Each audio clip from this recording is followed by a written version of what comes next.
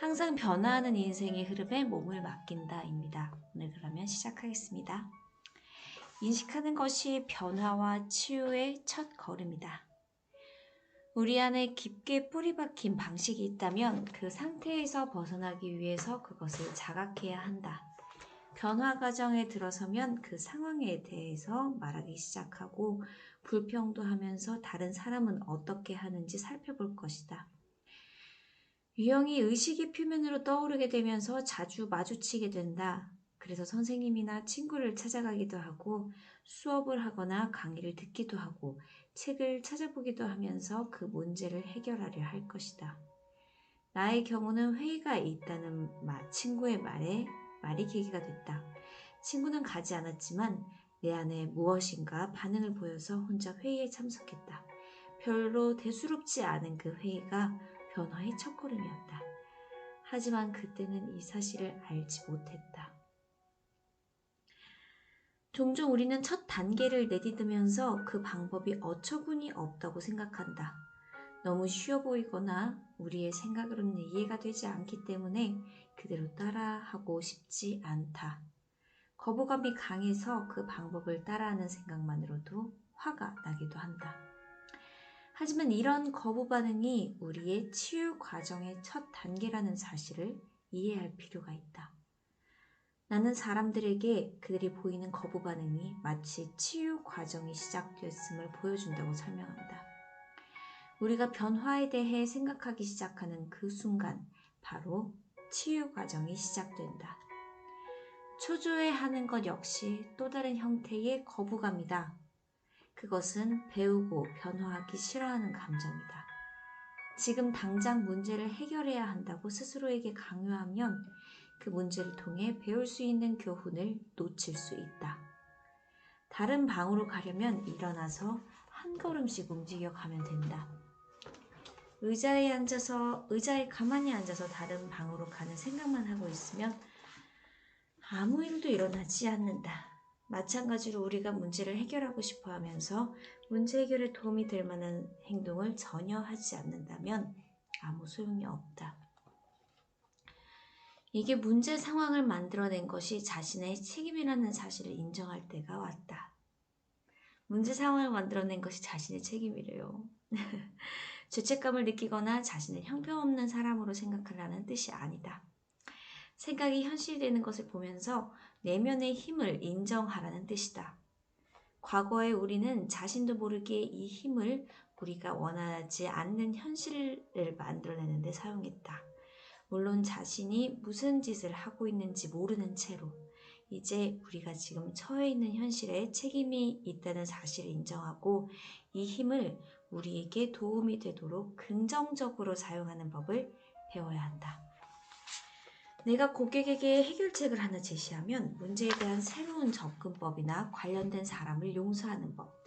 고객은 팔짱을 단단히 낀 채로 입을 꼭 다물고 버틴다. 우리가 해야 할 일을 정확히 지적하자 거부 반응이 일어난 것이다. 우리 모두는 배워야 할 것이 있다. 그러나 배움의 길은 쉽지 않다. 하지만 배우기 쉬운 것은 우리가 이미 알고 있는 것일 가능성이 많고 쉬운 일에서 교훈을 얻기란 매우 힘들다. 인식을 통해 교훈을 배울 수 있다. 만약 당신이 가장 하기 힘든 일을 떠올린 뒤 얼마나 그 일이 하기 싫은지를 생각해 본다면 이미 당신이 배워야 할 가장 큰 교훈을 만난 것이다. 항복하고 저항하고 싶은 마음을 포기하고 배워야 할 것을 배우면 다음 단계로 보다 쉽게 갈 수 있다. 자신이 변화에 저항하도록 내버려두지 말라. 다음에 2단계로 해볼 수 있다. 첫 번째, 저항하는 자신을 지켜본다. 두 번째, 계속 정신적으로 변화한다. 자신이 어떻게 저항하는지 관찰해보라. 그리고 무조건 다음 단계로 나아가라. 비언어적 저항 단서들이 있다고 해요. 우리는 말이 아니라 행동으로 저항을 표출하기도 하는데 예를 들어 화제 바꾸기.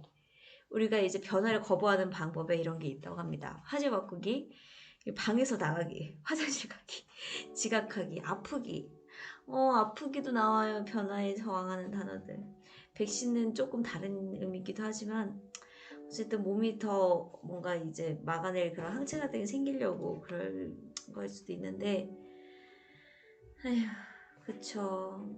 그래도 아픈 건 싫어요, 그쵸. 다른 일을 하거나 바쁘게 일하거나 쓸데없는 일로 시간 낭비하면서 민기적거리기, 먼 곳을 응시하기, 잡지 뒤적이기, 집중하지 않기, 먹고 마시고 담배 피우기. 아, 오늘 선곡이 좀 별로네. 여기 좀 더. 어머, 노래 왜 이래? 노래가 왜 이래? 네. 그리고 새로운 사람을 만나거나 알고 지내던 사람과 관계를 끊어버리기, 차, 가전제품, 하수구 등을 고장내기, 이런 게 있는데, 제멋대로 추측하기, 우리 변화에 대한 거부감을 정당하기 위해 다른 사람에 대해 자기 마음대로 섣부른 결론을 내리기도 한다는데요. 이렇게 우리가 변화에 대해서 한동안 여기 보면은 변화에 대한 거부 반응으로 여러 가지가 나오는데, 요거는 내일부터 계속하도록 하겠습니다. 네. 그리고 그러면 우리 긍정 확언 할게요. 내가 살아가는 끝없는 삶의 가운데에서, 여러분 이거 참 꼭 해주세요. 꼭 입 밖으로 따라해주세요. 여러분들의 하루가 여기 달렸습니다. 편하게 들어주시고요. 대신 입으로 반복은 해주세요. 내가 살아가는 끝없는 삶의 가운데에서 모든 것은 완벽하고 온전하며 완전하다. 나는 이제 조용히 객관적으로 나의 낡은 생각을 바라보면서 변화하기로 마음먹는다. 나는 가르침을 받고 배운다. 나는 즐겁게 변화한다. 내려놓아야 할 낡은 생각을 발견할 때마다 마치 보물을 발견한 듯이 반응한다. 나는 자신이 매 순간 변하는 것을 보고 느낄 것이다. 이전의 생각은 더 이상 나를 지배하지 않는다. 나는 세상의 힘이다. 나는 자유로워진다. 나의 세상에서는 모든 일이 순조롭다. 나의 세상에서는 모든 일이 순조롭다. 네. 여러분들이 해야만 하는데 하기 싫은 일이 있나요? 그런 것들이 뭐가 있는지 한번 쭉 적어보시고, 그런 걸 할 때 어떤 거부반응이 나타나는지도 한번 보세요. 그것이 첫 번째 단계라고 합니다. 성장하는 첫 번째 단계요. 네. 이거는 Secret입니다. 이게 참 많은 성공하는 사람들이 반복해서 읽었다는데,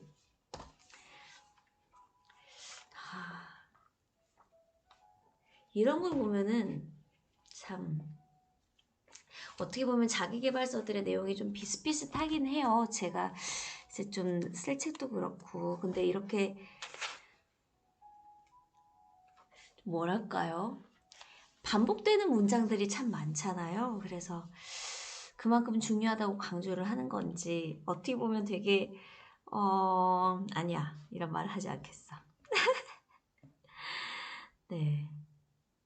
그 비밀을 활용하는 법입니다. 오늘은 시크릿에 벌써 우리 또 이거, 여러분 아침 독서 괜찮으세요? 여러분들의 오디오북 63쪽입니다. 네, 많이 읽었어요.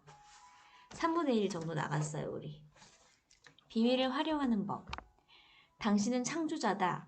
그 창조 과정을 손쉽게 만들어주는 방법이 있다. 위대한 스승과 대가들은 그들이 남긴 훌륭한 작품에서 창조 과정을 무수히 다양한 방식으로 알려줬다. 어떤 스승은 이야기를 만들어서 우주의 작동 원리를 보여주기도 했다.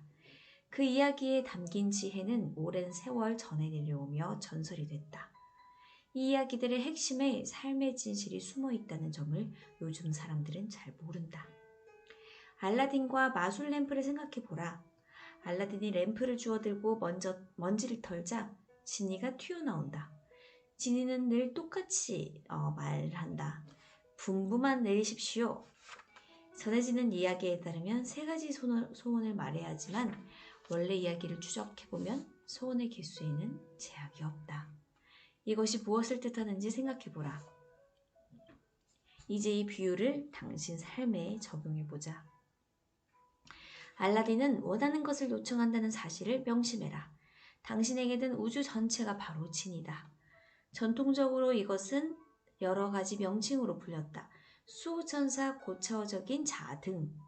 이름은 뭐라고 붙여도 좋으니 당신이 제일 마음에 드는 걸로 하라. 하지만 어떤 가르침을 봐도 우리보다 더 큰 뭔가가 존재한다고 나온다. 그리고 진이는 늘 이렇게 말한다. 분부만 내리십시오. 이 멋진 이야기는 인생의 모든 것을 창조한 주체가 바로 당신이라는 점을 보여준다.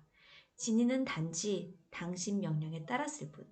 진이는 바로 끌어당김의 법칙이고 항상 깨어서 당신이 생각하고 말하고 행동하는 모든 것에 귀를 기울인다. 진이는 당신이 생각하는 것은 전부 소원이라고 가정한다. 말하는 것도 마찬가지다. 행동하는 것 역시. 당신은 우주의 주인이고 진이는 당신의 종이다. 진이는 결코 당신의 명령에 의문을 제기하지 않는다. 당신이 생각하면 진이는 당신의 소원을 이루어 주려고 곧바로 우주와 사람과 환경과 사건을 움직이기 시작한다. 창조 과정입니다. 그러면 이 진이가 소원을 이루어 주려고 곧바로 우주와 사람과 환경과 사건을 움직이는 그런 과정은 뭐가 있는지 이제 알려주는 거예요. 이 책에 사용된 창조 과정은 성서에서 가져온 내용인데 간단하게 맞아. 저걸 안 했네. 저기 안 알려줬네요. Today's secret is about give orders to the universe. Let the universe know what you want and the universe will respond to your thoughts. 네. 우주의 명령을 내려라. 당신이 뭘 하는지 우주에 알려라. 우주가 당신 생각에 응답할 것이다. 왜요? 조금 순서가 바뀌어서 죄송합니다. 이거 괜찮으세요? 지금 막 버퍼링 돌아갔는데? 지금도 버퍼링 돌아가고 있어요. 집에 인터넷이 좀 문제인 것 같기도 하고. 왜 이러지? 네, 첫 단계는 구하기입니다. 우주의 명령을 내려라. 당신이 뭘 하는지 우주에 알려라. 우주가 당신 생각에 응답할 것이다. 진정으로 원하는 게 무엇인가? 앉아서 종이에 기록해보라. 현재형으로 적어라. 해서 정말 기쁘고 감사하다라고 시작해도 좋다. 그러니까 원하는 게 있으면 땡땡땡 해서 정말 기쁘고 감사하다라고 글을 쓰면서 이 문장으로 시작을 해도 좋대요. 그런 다음에 무엇이든 원하는 것을 적어라. 적는 게 진짜 이게 힘이 되나 봐요. 안 끊기고 괜찮아요? 다행입니다. 네, 당신은 원하는 것을 선택할 수 있지만 그것이 무엇인지 분명하게 알아야 한다. 바로 그것이 당신이 할 일이다. 여러분들이 원하는 건 무엇인지 꼭 우리 쓰는 학원 노트 거의 이제 다 쓰시지 않으셨어요? 저 한 권 다 썼어요. 진짜 거의. 그만큼 제 꿈에 조금 더 가까워질 수 있었을까요? 네. 뒤죽박죽 신호를 전송하면 뒤죽박죽된 결과만 얻을 것이다. 태어나 처음이 될지도 모르겠지만 정말로 원하는 것을 한번 기록해보라. 무엇이든 되고 하고 가질 수 있고 어떤 한계도 없다. 무엇을 원하는가? 창조 과정의 첫 단계는 구하기다. 그러니까 구하는 습관을 들여라. 뭔가 선택해야 하는데 어디로 가야 좋을지 모르겠다면 요청하라. 당신은 어떤 일에도 시달려서는 안 된다. 그냥 요청하라. 정말 재미있다. 마치 우주가 카탈로그가 되어버리는 느낌이다. 당신은 카탈로그를 넘기면서 말한다. 이런 경험하고 저런 물건하고 그런 사람을 원해. 우주에 주문을 넣는 사람은 바로 당신이다. 정말 쉽지 않나? 당신은 구하고 또 구할 필요가 없다. 한 번만 요청하라. 카탈로그에서도 한 번만 주문하지 않는가?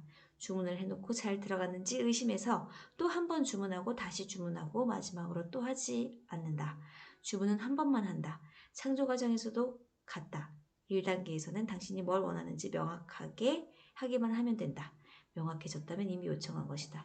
근데 이 한 번만 하면 안 되고 우리는 그래도 하루에 한 번씩 하잖아요. 진짜 저는 쓰면서 저의 그런 학원 목록들이 물론 이루어서 그 리스트에 사라진 것도 있지만 네 그래 함께해서 기쁘고 감사합니다. 네 고맙습니다. 바르샤워 주머님. 네 이게 이루어서 사라진 목록도 있지만 계속 바뀌는 것 같아요. 그만큼 저의 꿈도 바뀔 수도 있는 거고 목표 설정이 새로 다시 할 수도 있는 거고 제가 처음에는 자기계발 앱을 만들겠다고 했지만 굳이 앱을 안 만들어도 될 것 같다는 생각이 들어서 요즘에 그 노션 페이지를 어떻게 보면 저도 좀 활성화시키려고 하고 아직 제가 또 어제도 영상을 좀 하나 올렸어요. 이렇게 영상을 올리다 보니까 채널 정비 작업이 조금씩 또 더뎌지고 있는데 이게 정비를 하면 또 그만큼 주변에 알려야 되는데 제가 주식 채널 같은 경우도 새로 지금 분리를 해서 요걸 빨리 또 기존 채널 분들께 알려야 되는데 이 작업이 또 쉽지가 않네요. 네, 그러고 있습니다. 매일매일 또 저도 해야 될 일들이 생기니까 이게 참 그런 것 같아요. 우리 어제 읽었던 거 이어서 읽어볼게요. 우리 지금 또 에코 챌린지 해야 되니까 여러분들의 그 화장품 용기가 무엇인지 한번 또 생각해 봐주시면 좋겠습니다. Cosmetic container composite materials other이라는 그런 다른 복합 재질이 뭐라 그래야 되지? complex material 해야 되나? 이게 그 재활용이 안 된다는 거죠. It cannot be recycled from making. 예, 그렇습니다. 네. 사라가 알아들었을까요? 네. 환경부의 분리배출 지침은 플라스틱 폐기물 재질에 따라서 우리가 페트병 하는 그거, 그리고 고밀도 폴리에틸렌, 저밀도 폴리에틸렌, PP, 폴리프로필렌, PS, PVC 이런 거 우리가 많이 봤을 거예요. 그 성분을 보면은. 그래서 7가지로 돼 있는데 이 페트병은 그래도 재활용이 가능하긴 하군요. 어더를 제외한 나머지 재질은 재활용이 가능하다.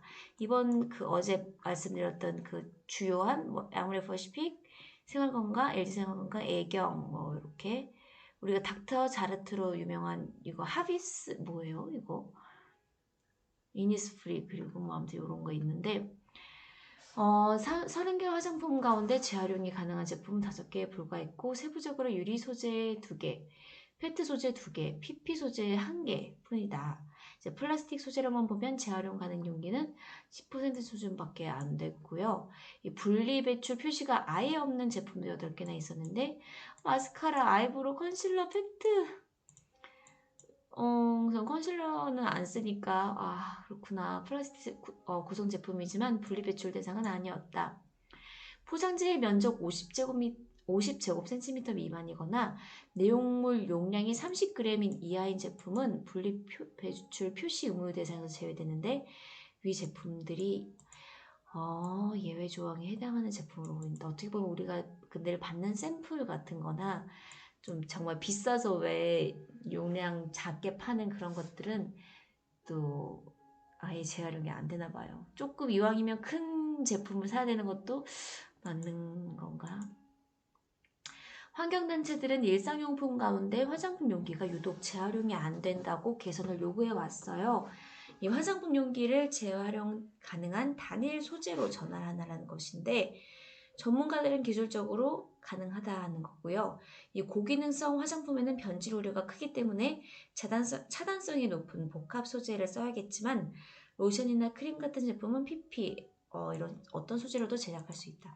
사실 이런 고기능 화장품 가격도 굉장히 거품 많은 거 아시죠? 굳이 제가 좀 모르겠어요. 아직은 좀 젊어서 그런가? 어렸을 때는 아직은 30대니까 물론 50대가 됐을 때는 또 어떨지 모르겠는데 제가 20대 때 굉장히 조금 결혼 안 하고 그냥 그럴 때 화장품에 좀 돈을 많이 썼었어요. 그냥 뭔가 관리받으러 가긴 그렇고 나는 그냥 좋은 화장품 쓰면서 되게 내가 관리받는다고 생각을 하자.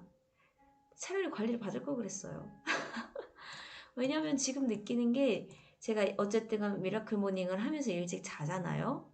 예전에 비싼 화장품 쓸 때보다 훨씬 피부가 좋고 지금 되게 그냥 쿠팡에서 제일 싼 거 써요. 제가 또 특히 주식하고 그러면서 굳이 막 제가 입는 거, 먹는 거는 신경 쓰지. 입는 거나 뭐 화장품 같은 거 그렇게 돈 안 들이거든요. 근데 따지고 보면 왜 중국 분들이 한국에 와서 화장품 우리 되게 저렴한 것들 그런 것 우리 기준에서 저렴한 것들 그거 엄청 많이 사가잖아요. 그러니까 우리 제품도 어떻게 보면 외제 화장품인 거고 그래서 저도 그냥 이니스프리 같은 것도 그냥 쓰고 그래요. 그래도 피부 좋더라고요. 이거 30분이네. 이거 그럼 또 내일 이어서 하겠습니다. 네. 화장품 용기 만드는 기업